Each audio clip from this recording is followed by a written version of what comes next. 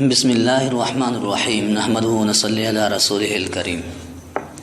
آج ہم اپنے درس کا 9واں سبق پڑھیں گے۔ تو حدیث مبارک ہے، قال نبی صلی اللہ علیہ وسلم لا طاعت لمخلوق فی معصیت الخالق،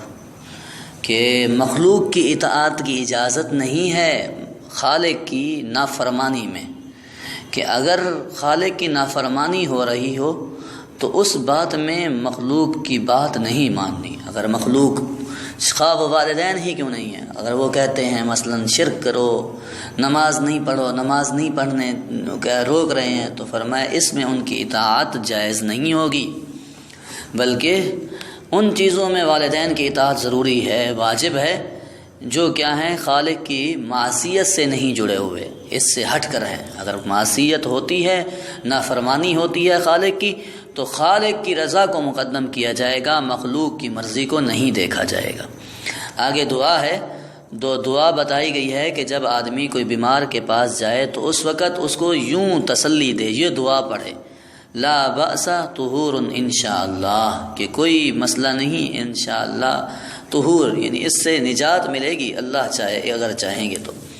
آگے عقیدہ، تو یہاں پر بھی اسی پچھلے سبق میں جو بات چل رہی تھی انبیاء کے متعلق عقیدہ دیا جا رہا تھا، اسی کو ہی آگے بڑھایا گیا ہے۔ تو فرمایا غیب کا علم اللہ تعالیٰ کے سوا کوئی نہیں جانتا، البتہ انبیاء کرام علیہم الصلاۃ والسلام کو اللہ تعالیٰ نے وحی کے ذریعے اپنے علم میں سے بہت سی غیب کی خبریں بتلائی ہیں، اور انبیاء کا علم اپنی امت کے تمام افراد سے زیادہ ہوتا ہے، اور نبی کریم صلی اللہ علیہ وسلم کو جو علم عطا کیا گیا ہے وہ تمام انبیاء اور دوسری مخلوق سے اعلیٰ اور افضل تھا، لیکن ان سب انبیاء کرام کا علم اللہ رب العزت کے علم غیب کے مقابلے میں محدود تھا، اور اسی وجہ سے عالم الغیب ہونا صرف اللہ رب العزت کی صفت ہے۔ اس صفت میں کوئی بڑی سے بڑی اور مقدس ہستی شریک نہیں ہے، یعنی عالم الغیب، غیب کا جاننے والا، بغیر کسی نظریے، بغیر کسی کے مدد کے، بغیر کسی کی محتاجی کے، وہ صرف اللہ کی ذات ہے، تو اسے عالم الغیب کہتے ہیں۔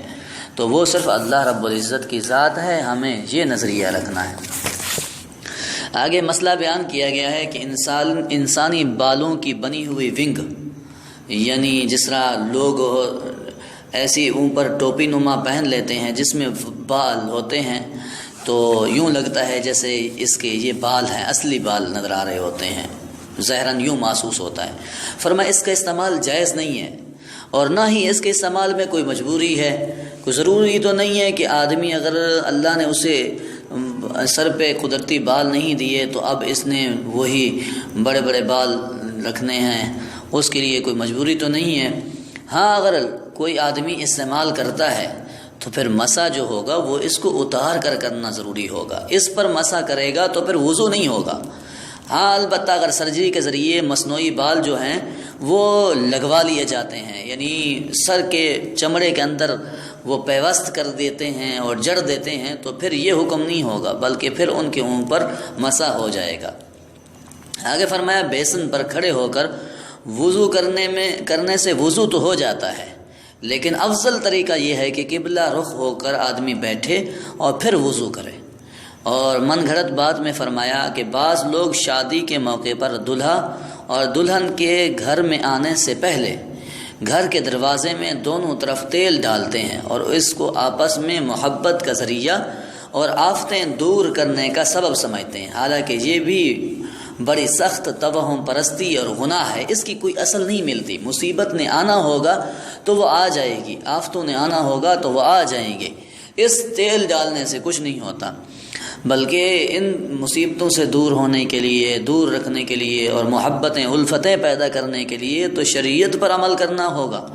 اور سنتوں کو اپنانا ہوگا، تب محبتیں پیدا ہوں گی۔ اللہ رب العزت ہمیں صحیح دین پر عمل کی توفیق عطا فرمائے۔